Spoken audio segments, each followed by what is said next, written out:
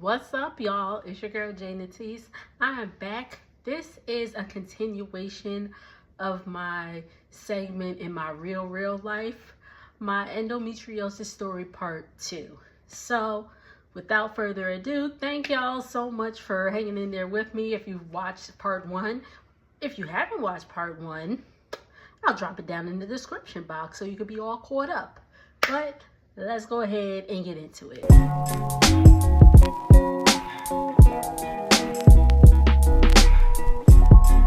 Alright, so we're going to fast forward from 2017. That was when I had my second procedure. We're going to fast forward to 2020.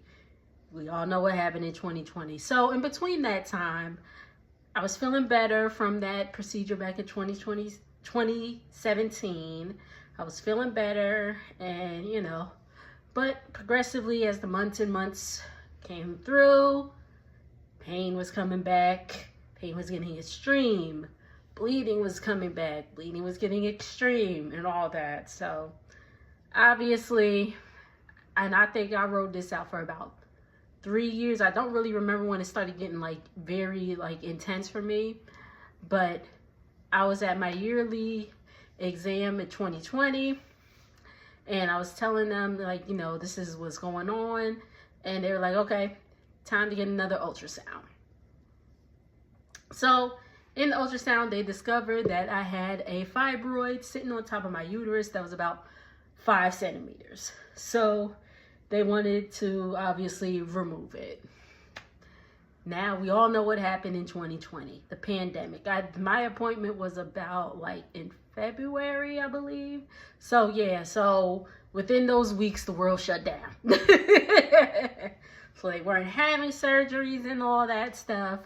So, and then at that point, with the pandemic and all that stuff, I just kept putting it off and putting it off and putting it off. So I did not get my surgery until 2021, so the following year.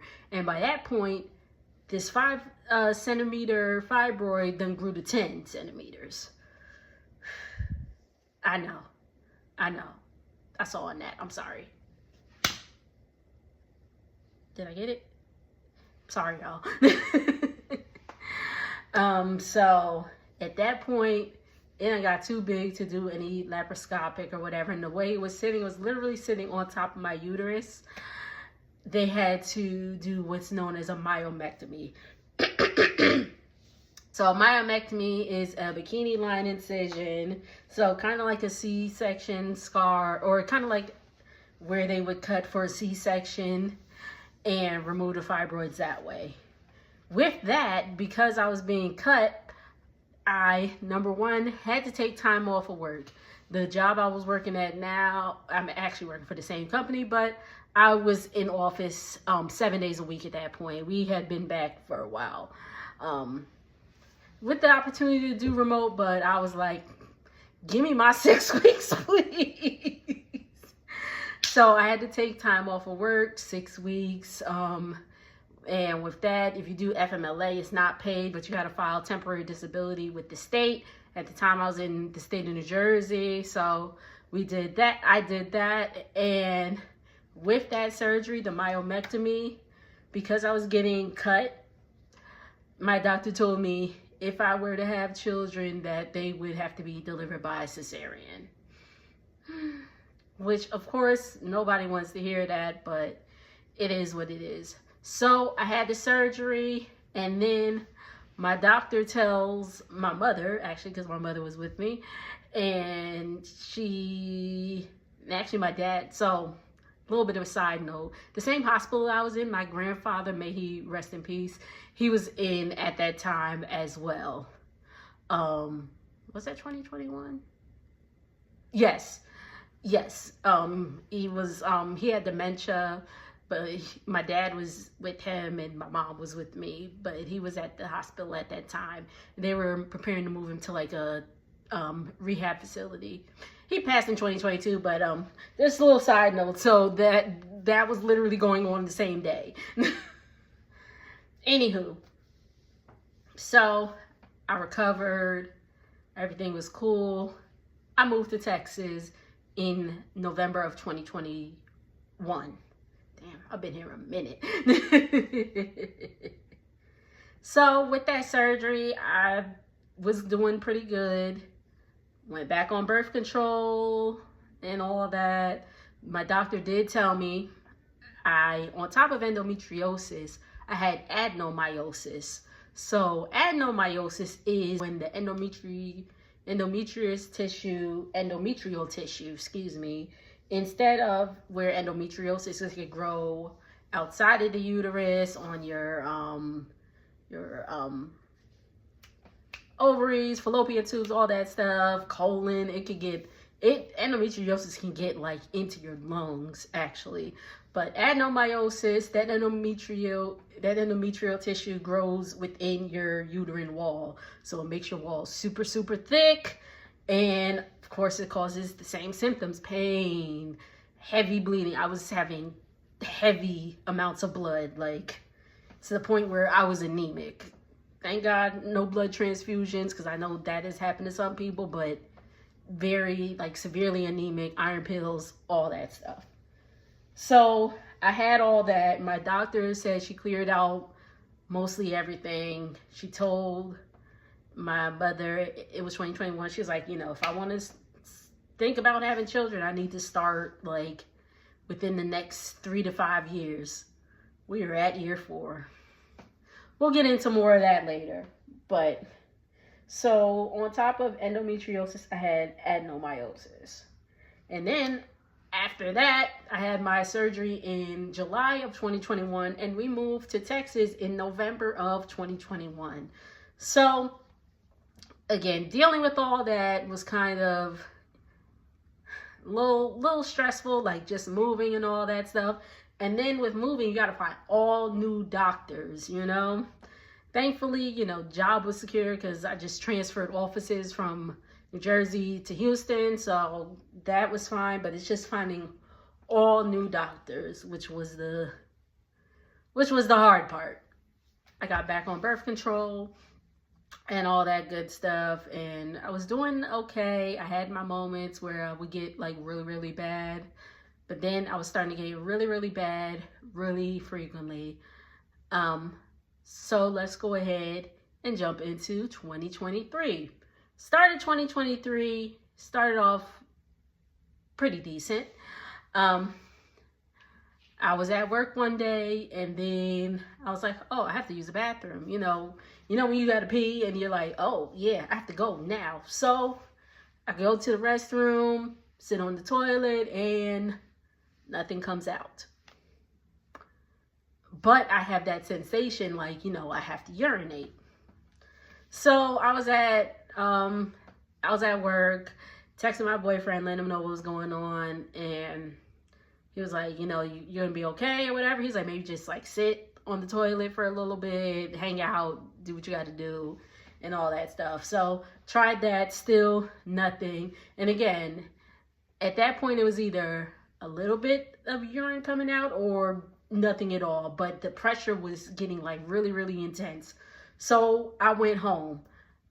At that time, we lived about 40 minutes away from where our job was. So by the time I got home, I was like, oh snap, I have to pee. I was like, this is great. Like, have to pee. Go home, sit on the toilet, and nothing again. So I was like, all right, well, this has been going on long enough. I'm going to take myself to the ER. My boyfriend's like, you sure you don't want me to take it? I was like, nah, I'll be fine. They'll give me some medicine. I'll be home, whatever. Why'd I say that? So I get to the ER. I tell them what's going on. I can't urinate. I have the sensation, but it's not happening. So they put me in a room, and first thing they do, they put a catheter in me. Now I had one after my myomectomy surgery, but they obviously put that in when I was sleeping. I was awake, and I don't know if that nurse didn't know what she was doing, or maybe because I was freaking out, but it was not a fun time trying to put that thing in. Oh my. Anyway, so that happened. And at that point, I was getting an ultrasound. I was getting a belly ultrasound and all that stuff. And y'all, they found the fibroid pretty much at the same place it was before, on top of my uterus, but it was blocking my, like, the way it was positioned, it was literally blocking my bladder. Yeah, because, thinking of anatomy real quick, because your uterus is in front, your bladder is right behind your uterus, right? Yeah. Or your bladder is in front of you. No, it's behind. But anyway, so it was literally blocking, like, blocking my bladder. So it was either, nothing was coming out, or it was coming out like in little trickles. I'll say that. And on top of that, like, I feel like the reason that it was getting to that, like, was that sensation getting more and more. I'm sorry. The reason that sensation was getting more and more, like, where it just blocked everything, was it was also getting close to around the time my period was going to come. And with my period, I bloat. I mean, I already got a gut, but I bloat even more when it's close to that time of the month. So I think with all the bloating and then endometriosis and all that stuff just, like, made that occur. So I had another fibroid, 10 centimeters. On top of that, my appendix was inflamed. So they were like, okay, well, we're going to, mind you, I got to the ER maybe around like 10 at night. So by the time, they finished running the tests and all that stuff, it's about 3 in the morning. I'm texting my boyfriend, letting him know what's going on and all that stuff. But they was like, yeah, no, your appendix is, like, very inflamed, and we're going to remove it. At about, again, this was like 4 a.m. They was like, the doctor gets here, yeah, we'll do about 11 o'clock. What? So not only that, I obviously hadn't been home from like 9, and at this point it's 4 in the morning, and obviously I'm not going home for like another day or two, because I have to have my appendix removed. So the morning comes, well, later in the morning comes, my boyfriend gets there, they have the appendectomy, it all goes well and all that. And, I go home, and I was still having trouble, I had to see a doctor. So the thing with, like, being in a different area, like, I had a doctor, like, when I first moved, but then she left. But then she left, the OBGYN, but then she left, so I had to find a whole nother OBGYN, and it was a lot. And this OBGYN, she was okay, but she kind of was giving me, like, just get a hysterectomy. And it was like, that's not the option I want right now. You know what I mean? So, anywho, on top of, having the issue that sometimes I would pee, sometimes I wouldn't, they gave me, like, these, like, I guess to-go catheter thingies. It's crazy. But you pretty much just, not trying to get too graphic or whatever, if it happens, you just put it in your urethra and release. So we had some of that. I had to use some of that for a while, because even though the fibroid was there, I was still able to urinate, but then sometimes it was, like, not happening at all. So at that time, my boyfriend was coming home from work, and he was like, hey, I seen this office right down the street called the Fibroid Institute. And he was like, I think you should check them out. And I was like, okay. So I checked them out, and they did what is known as they do a procedure which is known as UFE, uterine fibroid embolization. It's pretty much a minimally invasive procedure to shrink fibroids. So what they do is they insert medicine through, it can either be through your wrist or like through your thigh. I did through the wrist. And they put some, it's like a catheter, like not like a catheter that you use to go to the bathroom, but something to like guide through your bloodstream to get to the fibroid. And what it does, it cuts off the blood supply, which shrinks the fibroid. So I was like, okay, cool. This is minimally invasive. This is good and all that stuff. I had an MRI done. The doctor told me that, you have adenomyosis as well and all that stuff. Like, so they would have to change the formula a little bit because the fibroid was more tied to my adenomyosis. I believe it's from the positioning. But anywho, so we had that procedure in 2023, I think about June. Yeah, it was around June. It went well. That procedure went well. Again, that was 2023. And then in November 2023, we moved into this house that we bought, which is on the whole other side of town. So if you're familiar with the Houston area, we used to live in Katy, which is a suburb of Houston, west of Houston. Now we live in Southeast Houston. So again, if you're familiar, you know that's pretty far. So obviously, about 45 minutes from where I used to live at. So obviously, again, whole new doctors. So early 2024, I find my new OBGYN. She's good. And we talk about, what it's looking like for me to have children. So they referred me to a fertility clinic. And, then with that point, because of my because of my procedures, at that point we're at procedure number 4 or 5. I done lost count. But so being as that, what it is, they referred me to a high risk OBGYN because, if I have children, I would have a high risk pregnancy, because even like, they were even talking to me about, when I had the fibroids, because, some women can have fibroids all through their pregnancy, but, some results are low birth weight, premature birth, and all that stuff, especially if it grows with the fibroid. A friend of mine had a fibroid when she was pregnant with her daughter, but her daughter kind of like wrapped around it. But so yeah, so definitely, you can definitely still carry with fibroids.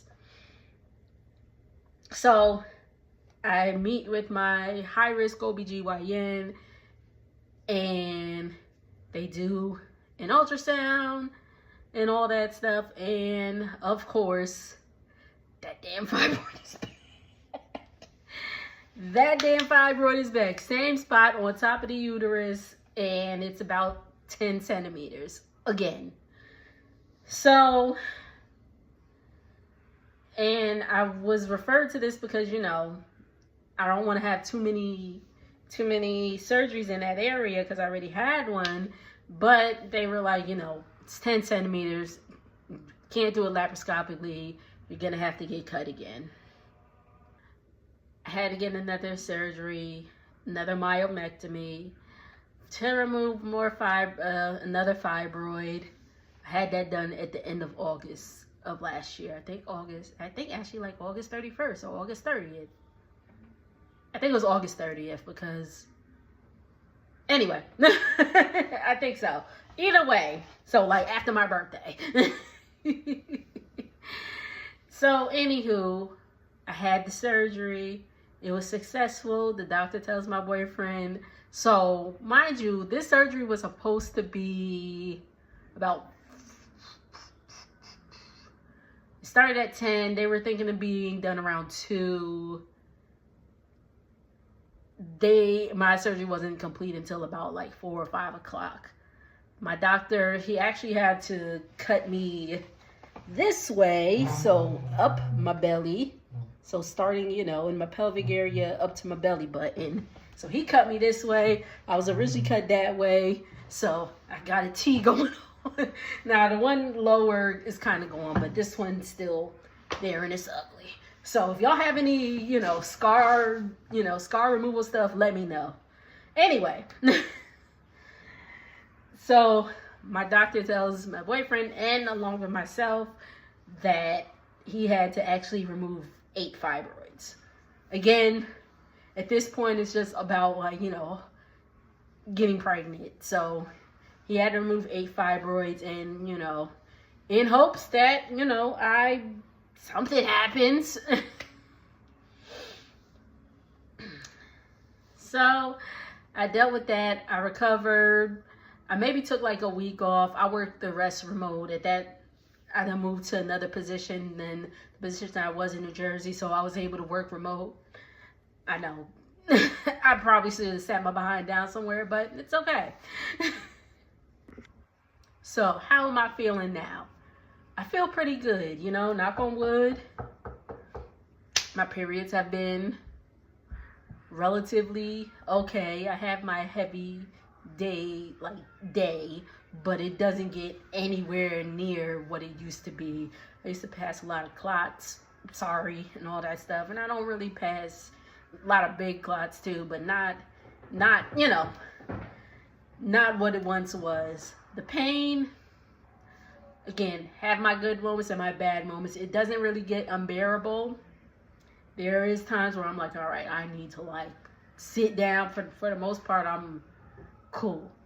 So at this present time, I am not going to the fertility clinic just because I was just like, they just start throwing prices at you with the IVF and the IUI, I believe it's called, and all of that. And I was just like,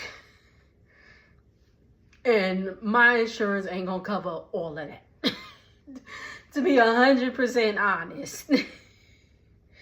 My insurance it'll cover a decent amount, but it ain't gonna cover all of that.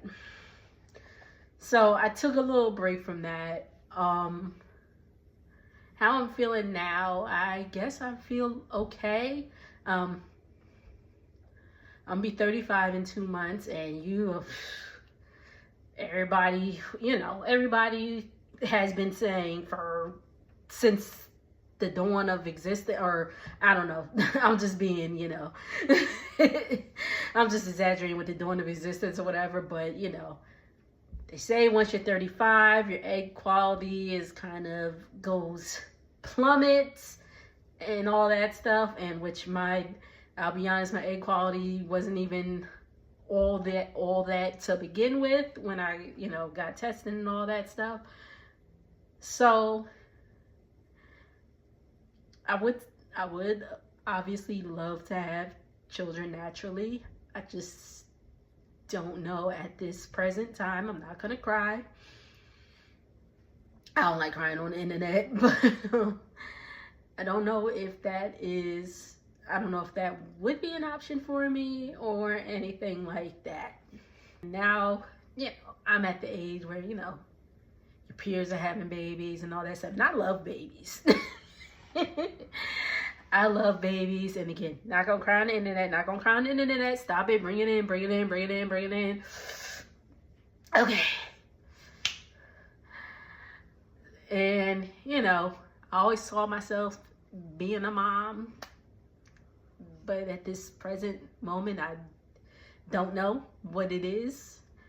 I am gonna go back because I do want to listen. I am 35, need to get the ball rolling, you know what I mean? And, since the surgery, have not been using birth control and nothing has happened from it. So, it is what it is. But I mainly wanted to tell this story because, for people that are going through this, things like this, like myself and all that, you know, so if you have any suggestions or anything like that in terms of like, I don't know,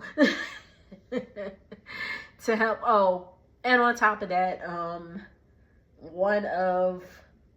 sorry, I should have said this earlier. One of my fallopian tubes, my right fallopian tube, is pretty much sealed shut because of like the endometriosis and all that stuff. It's fused shut.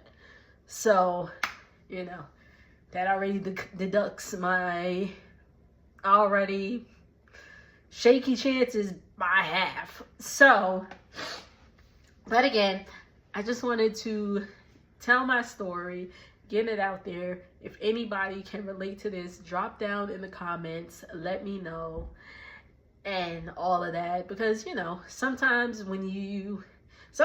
it feels like you're alone in things like this, you know? Some things that, you know, for example, my mother, well, she obviously has me, hello, and my brother. But, you know, she ended up having to get a hysterectomy because of fibroids and all that stuff. So it's obviously genetic when it comes to my family. You know, women have had issues with things like that. And my late grandmother on my dad's side, may she rest in peace, she ended up having to get a hysterectomy. And found out she had endometriosis. Again, back then in the 70s, 80s, they didn't know what it was, but there's a lot of things with like endometriosis that doctors still don't know about. But again, we getting to the end. I don't want to keep rambling, but y'all know me, I be rambling. But I do hope that, you know, my story has helped somebody. If you can relate, let me know in the comments. We can connect and things like that. Again, with the children thing, adoption's not out of the question, or fostering or anything of that nature. Oh, that's my nose ring. Thought I had some snuggle. I was like, dang, tighten up. So that's where the story ends at this point. It's still going, so maybe there'll be a part 3. Maybe, who knows? But thank y'all for tuning in. Make sure to like, comment, and subscribe. I will see y'all on the next video. Later. One last thing. This is for everybody. Stop asking women when they're going to have kids, because you don't know what the hell they're going through. They may not want children. They may be trying to have children and have not been able to. They may have had miscarriages. If you don't want to open up that can of worms, just